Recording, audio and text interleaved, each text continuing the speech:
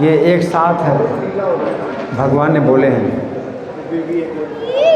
और इसमें शब्द है ये तू का मतलब है किंतु, है ना।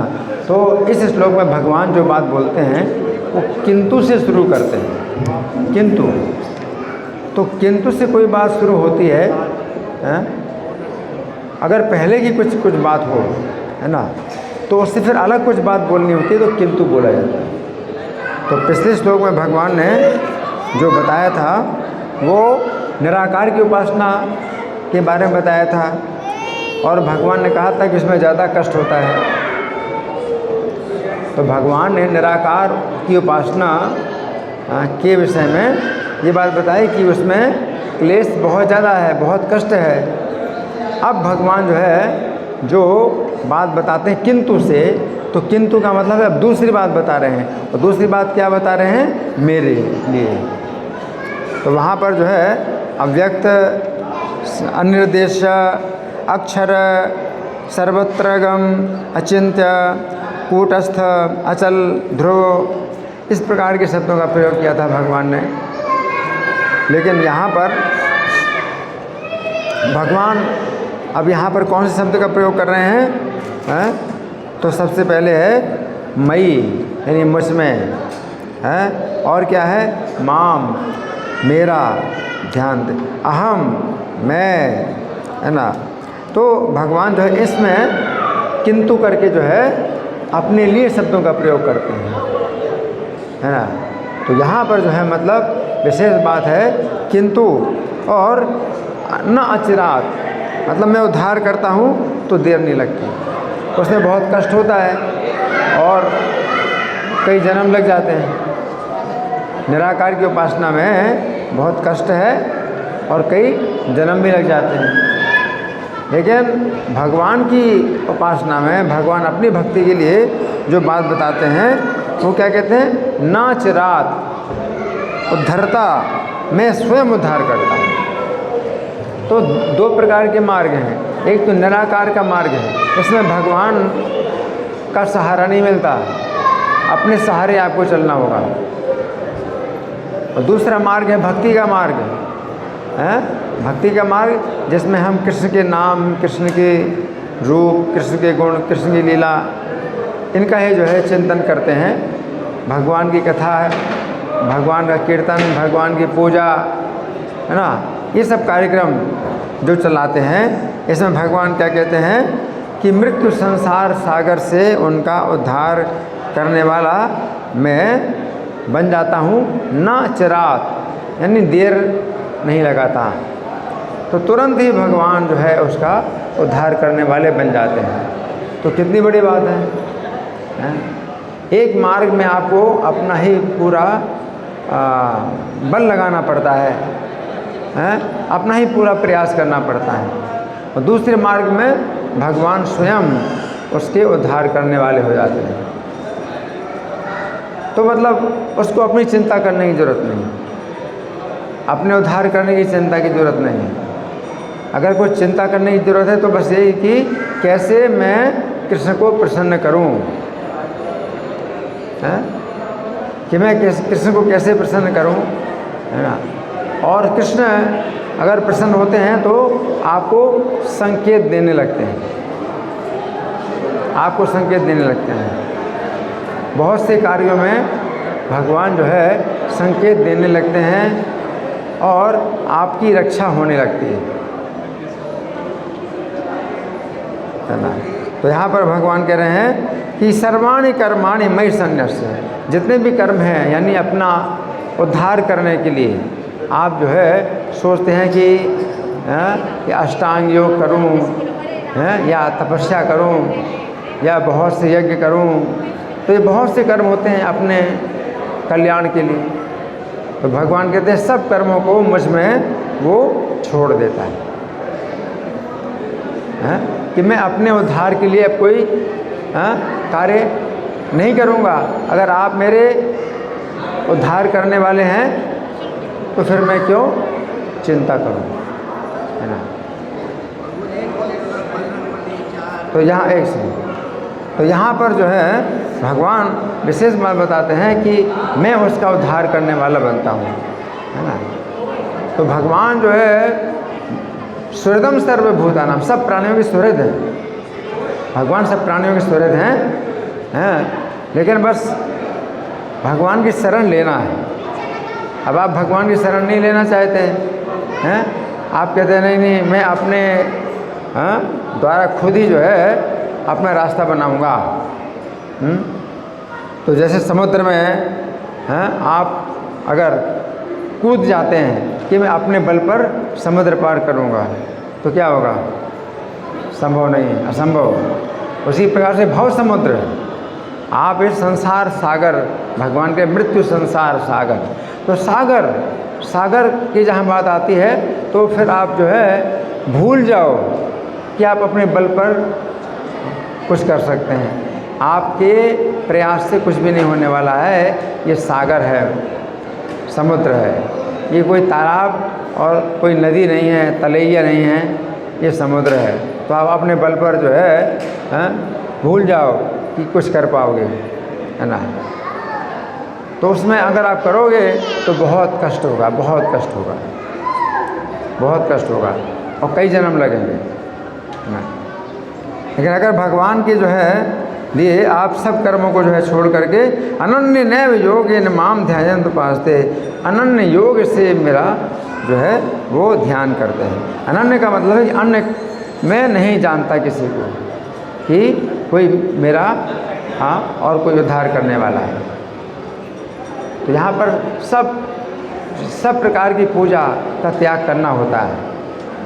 इसलिए हमारे जो मंदिर हैं, हमारे मंदिरों में किसी भी दूसरे देवताओं की पूजा नहीं होती है, क्योंकि अनन्य है। अनन्य का मतलब है हम विष्णु तत्व के अलावा और किसी की पूजा नहीं करते, है ना। तो ये जो है गीता के सिद्धांत के अनुसार हमारे इस्कॉन के मंदिर जितने भी हैं गीता के सिद्धांत के अनुसार बने हैं। अन्य की पूजा हमें नहीं करना है ना। अब दूसरे मंदिरों में क्या है भाई, गणेश जी की भी पूजा कर रहे हैं, शंकर जी की पूजा कर रहे हैं, दुर्गा जी की पूजा कर रहे हैं, इतनी पूजा सबको जो है मतलब उसमें मिला लिया। तो क्या हुआ? वो अनन्य भक्ति नहीं है ना। अनन्य नैव योगेन, और भगवान निंदा भी करते हैं कि मेरी भक्ति को छोड़ करके अन्य की जो है शरण लेते, अन्य देवताओं की, है ना। काम में ज्ञाना प्रपद्यन्ते अन्य देवता, अन्य देवताओं की शरण में जाते हैं। अनन्य का मतलब यह है कि अन्य की शरण आपको नहीं लेनी है, अन्य देवताओं की शरण आपको नहीं लेनी है ना। जैसे कि श्री राम के जो भक्त हैं, वो क्या कहते हैं? माता रामो मत पिता रामचंद्र, स्वामी रामो मत सखा रामचंद्र, सर्वस्व में रामचंद्रो दयालुर, नान्यम जाने नैव जाने न जाने। तो उसमें श्री राम की शरण। तो अनन्य का मतलब है इसमें कोई अन्य नहीं है कि मतलब हम कृष्ण की भक्ति कर रहे हैं या राम की भक्ति करें, ये अन्य नहीं है, इसमें कोई अन्य नहीं है। लेकिन और अन्य की जो है अगर आप भक्ति करते हैं तो फिर वो जो है आप भगवान की जो है शरण में आप नहीं जा सकते। तो भगवान आपकी रक्षा नहीं करेंगे। भगवान तभी रक्षा करते हैं जब अन्य की जो है आप शरण ना लो, है ना। तो इसमें क्या कहा?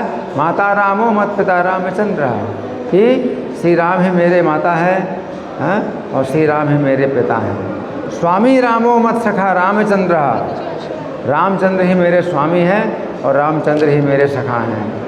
सर्वस्व में रामचंद्रो दयालु, जो श्री रामचंद्र दयालु, श्री रामचंद्र ही मेरे सर्वस्व हैं।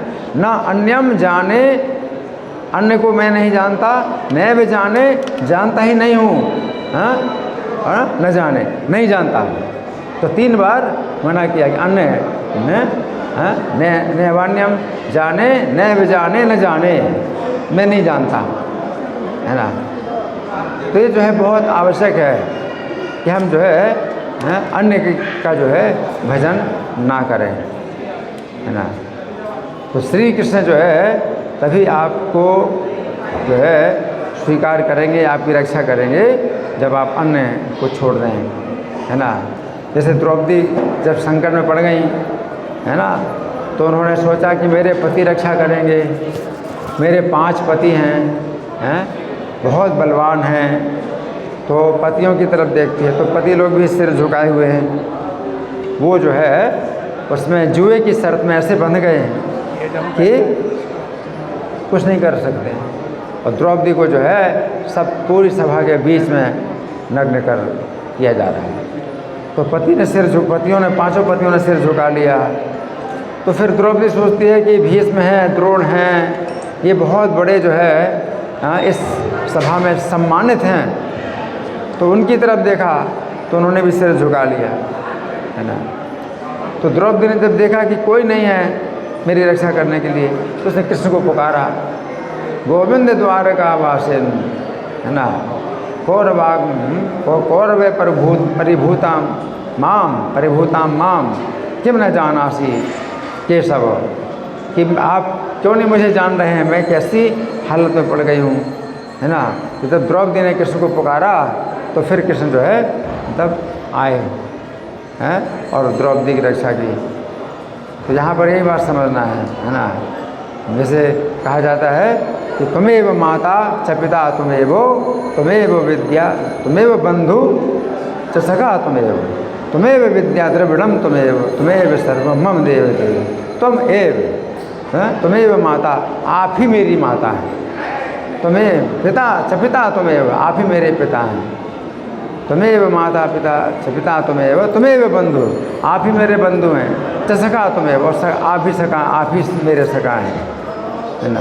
तुमेव विद्या, आप ही मेरी विद्या हैं, द्रविड़म तुमेव, आप ही मेरी संपत्ति हैं, तुमेव सर्वम मम देव, तो आप ही मेरे सब कुछ हैं, हे देवताओं के देवता, आप ही मेरे सब कुछ हैं।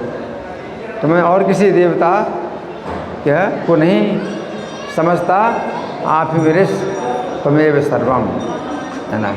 तो भगवान को जो है जब सर्वस्व मान ले कोई व्यक्ति, है ना, तो 7वें अध्याय का 19वां श्लोक है, बहुनाम जन्म नाम अंते ज्ञानवान माम प्रपद्यते, बहुत जन्मों के अंत में कोई ज्ञानवान होता है तो मेरी ऐसी शरण लेता है, बहुत जन्मों के अंत में जब असली ज्ञान होगा तो मेरी शरण में आता है। इसी तरह से वासुदेवा सर्वमिति, कि वासुदेव ही मेरे सर्व हैं, तुमेव सर्वम, तो सर्वम वासुदेव सर्वम का क्या मतलब हुआ, आप ही मेरे सर्व हैं, यानी सब कुछ आप ही हैं, माता भी आप हैं, पिता भी आप हैं, बंधु भी आप हैं, मित्र भी आप हैं, संपत्ति भी आप ही हैं, और अन्य नहीं है। इसलिए अनन्य शब्द का जो है ये प्रयोग जो है विशेष रूप से भगवान यहाँ कर रहे हैं कि अन्न की शरण ना लो, है ना। हाँ जी, हाँ बोलिए। है पूजा करती है, चाहे जैसे बजरंग बली का पूजा करते हैं मंगल को, मंगल को बजरंग बली की पूजा करते हैं, बृहस्पतिवार की पूजा करते हैं, तो ये सब करनी चाहिए। हाँ, इनका प्रश्न है कि मंगलवार को जो है व्रत करते हैं कोई, और जो है बृहस्पतिवार का व्रत करते हैं, तो बस वही चीज़ हुई कि अन्न की आप अन्न की पूजा कर रहे हैं, कृष्ण को छोड़ करके अन्य देवताओं की पूजा कर रहे हैं, है ना। तो भगवान निंदा करते हैं, अन्न प्रपद्यन्ते न देवता, भगवान निंदा करते हैं, प्रपद्यन्ते न देवता, है ना, तो अन्य देवताओं की पूजा करते हैं, और उससे क्या होता है, उन देवताओं के द्वारा जो उनकी इच्छाएं पूरी होती हैं, है ना। तो क्या होता है कि प्रपद्यन्ते न देवता तम तम नियम आस्था है प्रकृतिया नियता सोया, उन्हीं नियमों का पालन करते हैं, उस देवता की पूजा के लिए उसके अलग नियम होते हैं, तो उनका नियमों का पालन करते हैं, है ना। प्रकृतिया नियता सोया, तम तम नियम आस्था है प्रकृतिया नियता सोया, सतया श्रद्धया युक्त तस्य आराधनम मीहते लभते च तथा कामान मया विहिता नितान। तो वो जो है अपनी कामनाएं पूरी करते हैं, उनकी कामनाएं पूरी हो जाती, देवता तो कामनाएं पूरी कर देते हैं, है ना। मया विहिता नितान अंतवत्तु फलम तेषाम तद्भवति अल्पमेधसाम, तो वो फल जो है उनका अंतमान होता है, और देवान देवी जो जानती, और देवताओं की पूजा करने वाले देवताओं के लोक में जाएंगे। मत भक्ता यान्ति माम अपि, और जो मेरे भक्त हैं वो मेरे पास आते हैं।